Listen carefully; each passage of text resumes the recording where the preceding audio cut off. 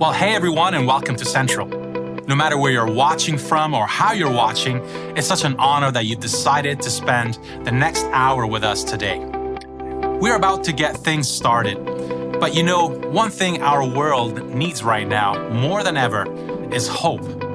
And we'd love for you to consider the fact that you can be a hope bringer today in somebody's life. And one easy way to do that is by sharing this message of hope. We believe it could be exactly what somebody needs today.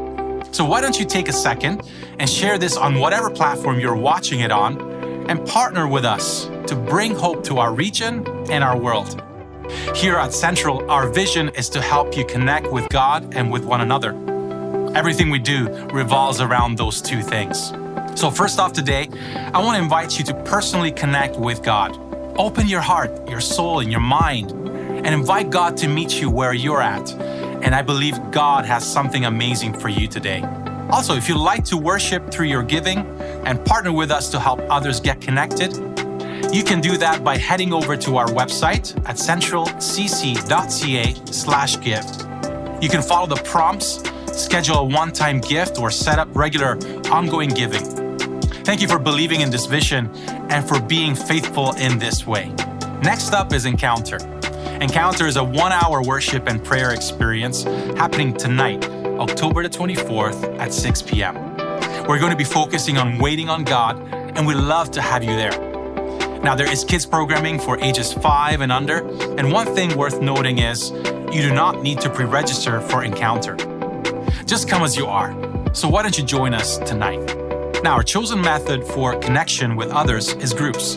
We have 4 kinds of groups here at Central: community groups, small groups, interest groups, and support groups. So if you need help finding a group, simply head over to our website, centralcc.ca/groups, and find the best group that fits for you. Next, we'd love if you would join us in person on Sundays.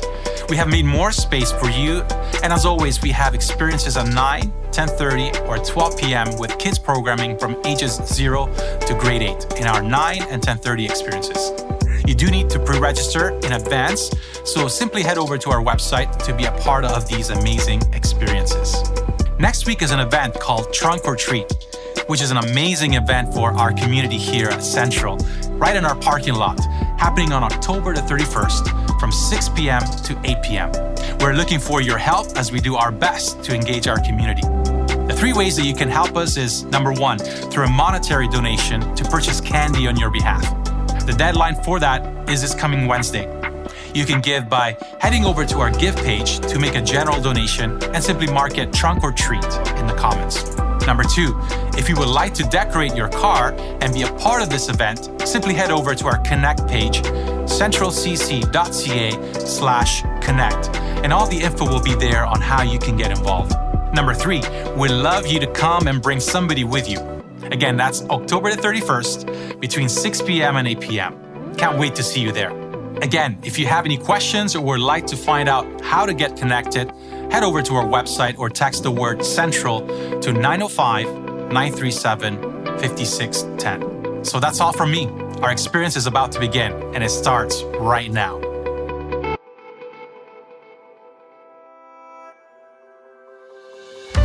Hey everyone, welcome to Central. Thanks for joining us online. Why don't you clap or sing along with this song as we sing together?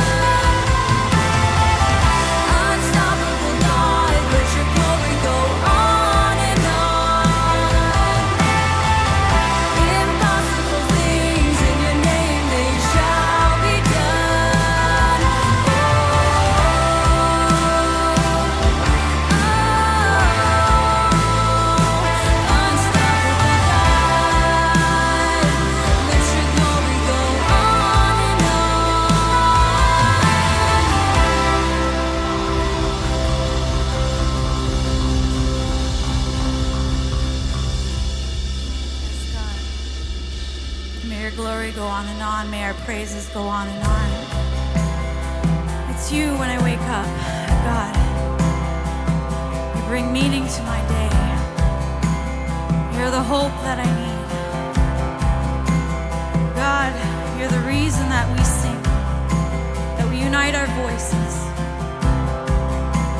It's you. It's only you.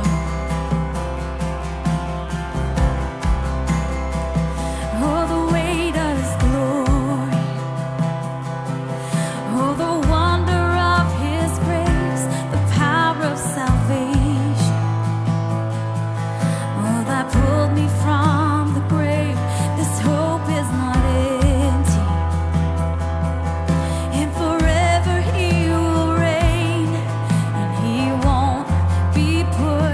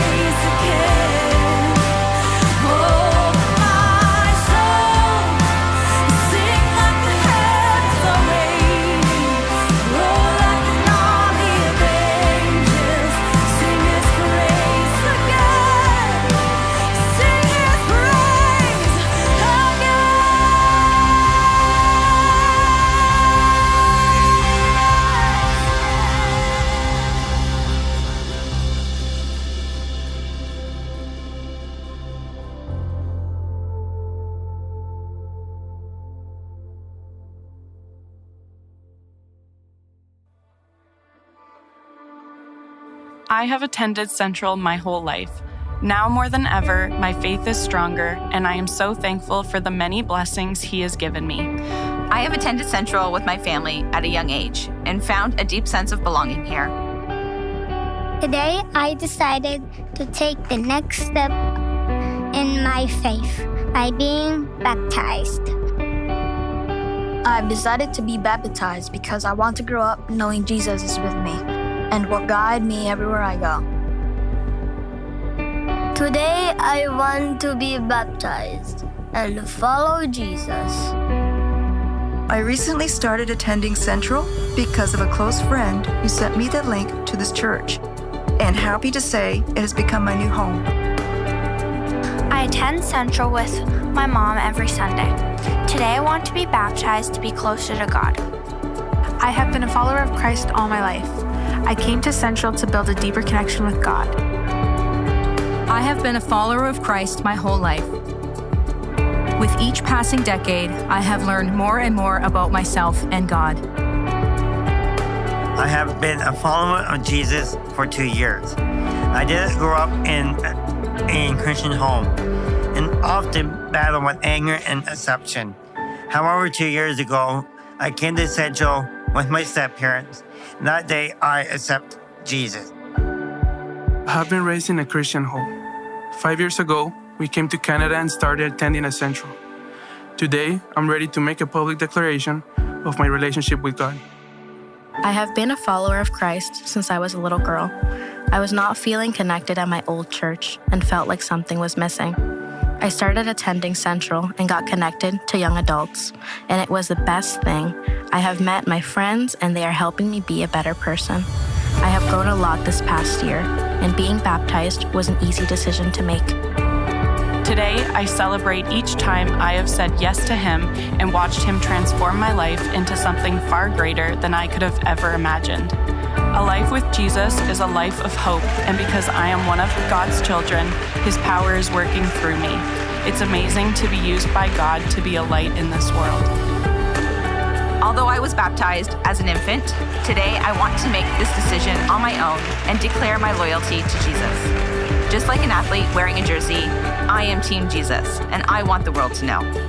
I want to know the Christ in my deeper way and experience all the goodness God has for me. Being a follower of Christ means being full of love, and spreading His love excites me. I know that Jesus is there for me and hears every prayer. I know every prayer works. Growing with joy in my heart is exciting. I know that Jesus always protects and loves me and His family. That's why I want to follow Jesus. I used to battle with prescription medication, anxiety, and alcoholism. But Jesus healed me, and He has blessed me in more ways than I can count. I want to dedicate my life to Jesus for all He has done in my life. I'm excited to take this next step today on my journey with God and to see what He has planned for my future. I know that no matter what I do, God is walking beside me, and that excites me about being a follower of Jesus. I now feel that I have a further understanding of my faith and the inheritance that God has given me. Being baptized today, all those lies told by the world will perish under the water, and only His truth will remain. New life begins today. I want to be baptized and celebrate a God who walks with me, that I'm not alone, that I'm a child of God. I'm so excited that we have a God that is taking care of us all the time, even during the hard times. Today, I am a woman of faith and know my purpose in life. God's love is powerful, and there is nothing He can't do for us.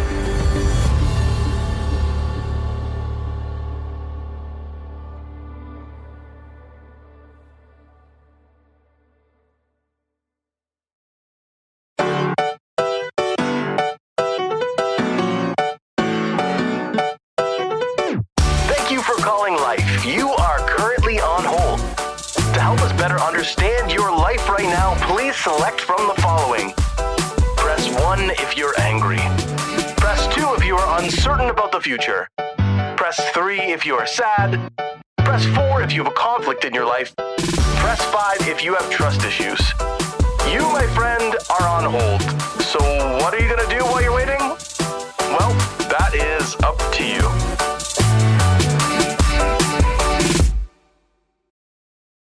What is your greatest dream? We all have dreams. I'm not talking about the crazy ones you have at night when you're sleeping. I'm talking about the dreams. If you were to ask the question, what would I do if I knew I wouldn't fail? That's the dream. What's that dream for you? Where you look back on the rest of your life and you go, yes, I lived out my dream. I lived out my calling. What is your dream? There have been a lot of amazing dreamers on Earth. Da Vinci dreaming up the helicopter hundreds of years before we even had the technology. Jules Verne dreaming up a cannon to shoot people to the moon. The Bible itself is also full of dreamers. People like Joseph, who had this dream that one day his brothers would bow down before him. Of course, when he shared it with his brothers, they didn't react quite so well. Or Mary, who had a dream that she would carry God's son. I mean, they're just unbelievable dreams. What is your dream? And I have 4 kids, and I think in my own life, that kids are the greatest dreamers out there. They dream of being firefighters and police officers and doctors and actors and YouTube stars now. Every kid seems to want a YouTube star. And as adults, we carry those dreams into adulthood, and sometimes we kind of push them down and we kind of discount them, and we let them go and we let life take over. But what we want to talk about today is, what is your dream? Maybe it's simpler. Maybe it's owning a home. Maybe it's buying the right car, or maybe it's a career change. Maybe it's a person that you want to meet or marry, or kids, or whatever it is. We all have a dream for how we want to live our life. The question is this, though. What do you do when people think your dreams are crazy? What do you do when you share your dream and people are like, oh, that's never going to happen? I can't even believe you'd think that. No. And all you get is negativity. Too often, when that happens, we put our dreams on hold. We even disqualify them ourselves before we ever tell anybody. We just think to ourselves, no, nobody will ever want to see that, or that'll never happen, or I'm not good enough. We just push our dreams down. We put them on hold.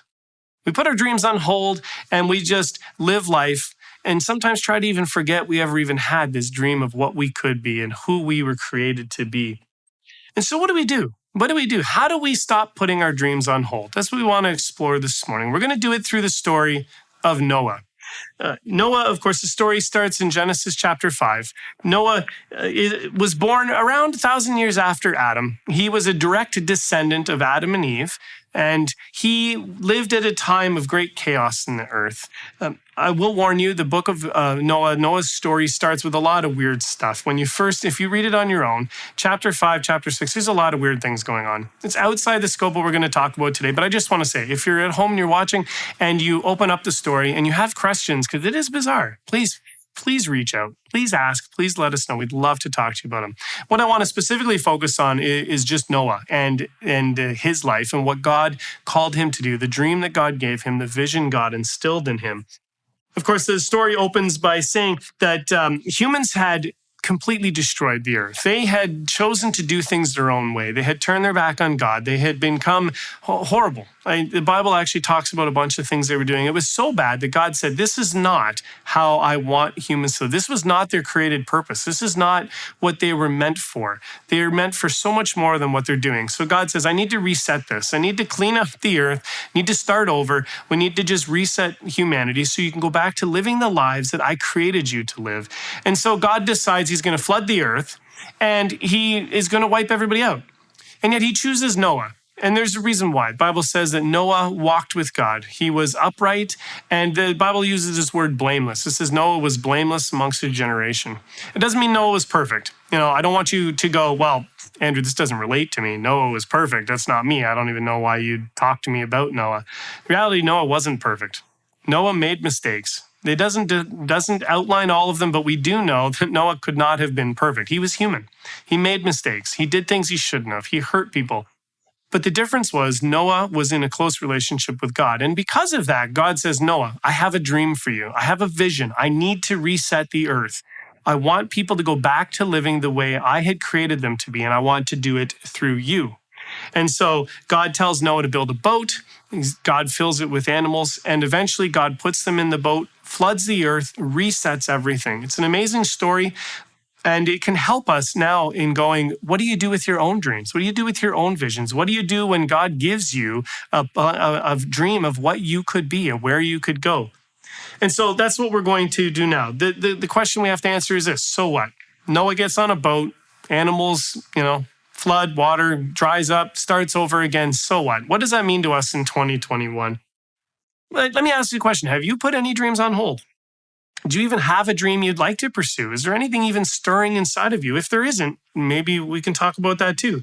Are the people around you telling you the dreams you have are dumb? Are they telling you they're crazy? Are they telling you they're ludicrous? You shouldn't even try it. Maybe you're thinking about leaving your career. Maybe you're thinking about, I didn't want this job. My dream had always been to be over in this career, doing this, making a difference over here. And I'm really not living out my purpose. What I'm doing right now isn't really who I am. I'm just doing it because I needed the job. Maybe you're in the place where you need to make a change. The story of Noah serves as a model for what do we do when people think we're crazy? What do you do when you say to your family, I'm leaving my career. I'm going back to what I wanted to do all along. And they go, what? Are you out of your mind? So here's what Noah did. How did Noah pursue this? There's a few things he did. The first is this. You have to ask yourself the question, who is shaping your dream? Who is actually influencing you? Who's telling you who you should be? Are you spending all your time on social media? Are you listening to what the world says you should be doing? Are you listening to other people say, hey, you should do this, you should do that. Let's all be YouTube celebrities. Let's play video games all day and just talk about them and make millions of dollars. Who is shaping your dreams? Because I know this, God is the creator of you. He created you unique. He gave you specific gifts, specific talents, and a specific purpose in your life. And the only way you're going to figure out what your dream is you have to seek him first. The Bible in the book of Matthew says, seek first the kingdom of God, and then all these things will be added to you. In order for you to fulfill your purpose, you have to seek God first. You have to be in such close relationship with him like Noah was, that God is finally able to say to you, here's the dream, here's the vision, here's why I created you, here's what you're called to do. Noah had to seek him and had to be in such a relationship with him. When the time finally came, God was able to unfold this beautiful dream, and Noah was able to see it through to fruition. And so it is through your connection to God that you'll be able to pursue your dreams. We all want to be known. We all want to be recognized. If you go on the internet now, it's just thousands and millions of people crying out, acknowledge me, recognize me, tell me I'm worth it, tell me I'm worth something. You are worth something, but that worth will only come from you being in such close relationship with God that he, the creator and the giver of dreams, can say, this is the dream for your life. This is who you were created to be, and this is how you are going to not only impact your own life, but radically change the world. So first, you have to be closely knitted together with God. You have to seek him first. He is the giver of dreams, and it will only come from that relationship that you will know what you need to do. If Noah had listened to society, guess what? He wouldn't have been on the boat. He'd have been in the water watching the boat sail away. You have to listen to the giver of dreams in order to get to the right place. And number two, the second thing Noah had to do was he had to wait. And this one is hard. You have to keep doing the right things at the right time. It's an old saying, in the right way, and eventually you'll get to that moment. Again, the Bible says that Noah was around 500 years old when God made the decision to flood the earth. He had to just live his life in close relationship with God, just serving God, living, doing his everyday work, and living that right life. Again, he wasn't perfect, but he was just doing the right things at the right time. 500 years before God finally said, here, Noah, is the dream for your life. And then it was another 100 years after that. The Bible says around 100 years from the time that Noah was given this dream to the time he finally made it on the ark and the flood actually happened. That's a lot of time to wait. And so if you're sitting there today and you're like, I don't have any dreams in my life right now, maybe you just need to wait a little longer. That you need to just continue to do the right things so that God can actually speak into your life and show you the dream that he has for you. The third thing Noah had to do was be bold. He just had to, once he had the dream, he just had to act on it. He didn't keep it to himself. He couldn't just sit there going, well, I'll get around to it someday. If he'd waited too long, again, there'd been no boat. The entire world would have been destroyed. Once you get that dream, you have to be bold. You have to step out. You have to be willing to go, okay, I'm going to take the courageous step of going and start building. He had to go and start building the boat. And you need to maybe just today say, hey, this is the dream I've had all along. What do I need to do today? What's my first step to be bold and go, you know what? I'm not going to let this dream stay on hold any longer. I'm going to start to move forward. Maybe you need to speak to a trusted friend. Maybe you just need to surround yourself with a circle of people that want you to win. Maybe you just need to go say to God, hey, that's it. I'm going to step out. I don't care what happens. Don't keep your dreams to yourself. Be bold. The fourth thing Noah had to do is he had to just plan it out. This is the monotonous stage sometimes of living out your dreams. He had to figure out, how do you build a boat? Man, he'd probably never been in a boat, probably never been on the ocean. He had no idea what he was doing. He had to make a plan. He had to get the materials. He had to get it together. Sometimes we just have to ask ourselves the question, on a scale of 1 to 10, if 10 is being the fulfillment of my dream, where am I right now? Am I at 1? Am I at 2? Am I at 3? What's that next step? What would it look like for you today to go from I'm at 1, what's it to go to 2? Who do I need to call? What do I need to get in place? What do I have to look up? What do I have to do first to go from this step to one more step? What's that next step for you? Figure it out, because you won't be able to pursue your dreams until you actually say to yourself, okay, I'm going to take that next step. Pursuing God's dream for your life takes a lot of work. And nobody ever fulfilled their dreams just by sitting around and hoping it would happen one day. A dream without a plan is just a wish. And so don't wish your life away. Take that step. Be bold. Plan it out. What's your next step? And finally, you have to endure the mocking. This is something that was difficult for Noah. The Bible doesn't specifically say he was mocked, but we can just guess. We can imply that, man, if you're starting to build a boat and the people around you had never seen water, you're telling the whole world is going to flood. This had never happened before. People would have mocked him. For 100 years, he had to put up with it. And it wasn't that the mocking was a bad thing. It actually helped keep him going. It helped build perseverance. The Bible says that the trials and the tribulations we go through build perseverance. They prepared him to accomplish it. That he wouldn't let those voices wear him down. He wouldn't let those voices dissuade him. He used them as a way to prepare him to endure the preparation of his dream. Noah could only make it through the mocking. He could only make it through what would have been a lot of criticism because he knew something better was waiting. He knew God had given him this dream, and that when he got to the end of that he would have made a difference in his own life, in the life of his family, and in the life of, in his case, the entire world. And so you have to endure the mocking. The Bible tells us in the New Testament, Jesus warned us that you will be mocked, you will be persecuted. People will try to tear you apart. The internet is a mob today. If you put your dream online, people are going to attack you. They are just going to try to shred you. They are going to ridicule you. They're going to tell you it's dumb. They're going to tell you that's never been done before. You have to just stay strong in that. You just have to tune out those voices and tune in just the voice of the person who gave you the dream. God, who said, hey, this is what I want you to do, and I'm going to get you there. Tune out the mockers, because there will come a day when you will see the fulfillment of that dream, and everybody will go, oh, you were right. I'm sorry. And so Noah found this great strength, I'm sure, in having his family around to help him endure that mocking, to help him endure everything that he got thrown at him. And so what would it look like for us as a church if we actually live this out? What would it look like for you to live that out in your life? What would it look like for us to just say, who is giving us our dream?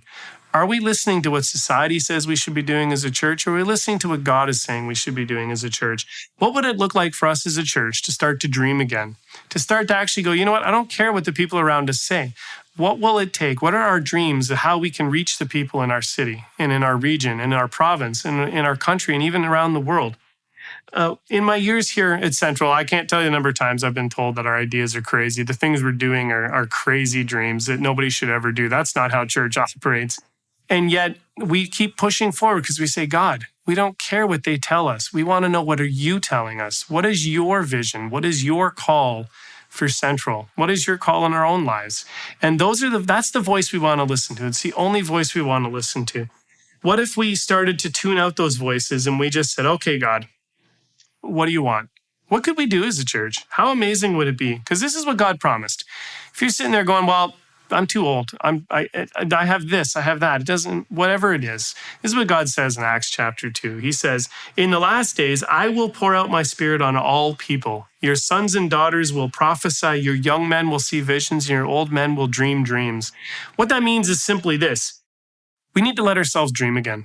We need to recognize that God's not done with you. If you're still alive, God still has a purpose for you. That he wants to give you a vision, a dream of what your life could be. And he wants you to pursue that, to listen to him and to him alone. We all have a role to play in this. No one's exempt. You cannot sit at home today and go, this doesn't apply to me. That's just not true. It does apply to you. God wants every single person accomplishing what he put you here for. There's something unique that only you can do, and you need to go and live that out. And so this is the reflection that we have now, where we can see our dreams fulfilled. God is the giver of dreams. And we need to just let him speak into our lives. And we need to tune out all the people who think we're crazy. When you feel like giving up, when you feel like, I just need to put this dream on hold, it's not anything. You need to just go, nope, I'm going to hold on to God instead. I'm going to choose to listen to him and to listen to him alone. And so, if you don't hear anything else from this, don't put your dreams on hold. Hold on to God instead. Maybe this morning you're thinking, I don't have a dream to fulfill right now. That's where I say you need to go back to the beginning. Who is giving you dreams? Who's speaking into your life? Who is telling you what you should be doing? Seek God. He will give you the dream. He will reveal the vision. Maybe you're in the middle of chasing down your dream. You've made that bold move and you're going, it's tough slugging. Just keep holding on. Don't let go. Keep holding on. God will carry you through to the fulfillment of that dream. And maybe you're saying this morning, man, I'm at the top. I've lived out my dream. Celebrate that. And celebrate what God has done in you and what God has done through you. And then secondly, look around. Maybe there's somebody else pursuing their own dreams and they need you to cheer them on, grab their hand and help them along. No one is exempt from this again. And so that's my encouragement to you today. Don't put your dreams on hold. Hold on to God. And let me close with this blessing on you. May you know that no matter how crazy your dream may seem, God is not done with you yet. May you earnestly seek after him. May you learn to tune out the negative voices. May you learn to only tune into God's voice. And may you focus solely on his voice because he's the giver of your dreams and he's the one that will carry you through to the end. Well, thanks so much for joining us. And today I want to challenge you to ask yourself, what is my next step?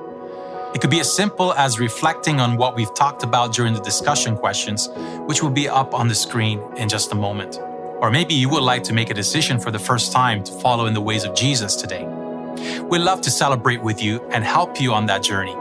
So if you made that decision, simply text the word Central to 905-937-5610, and we'll follow up with you later this week.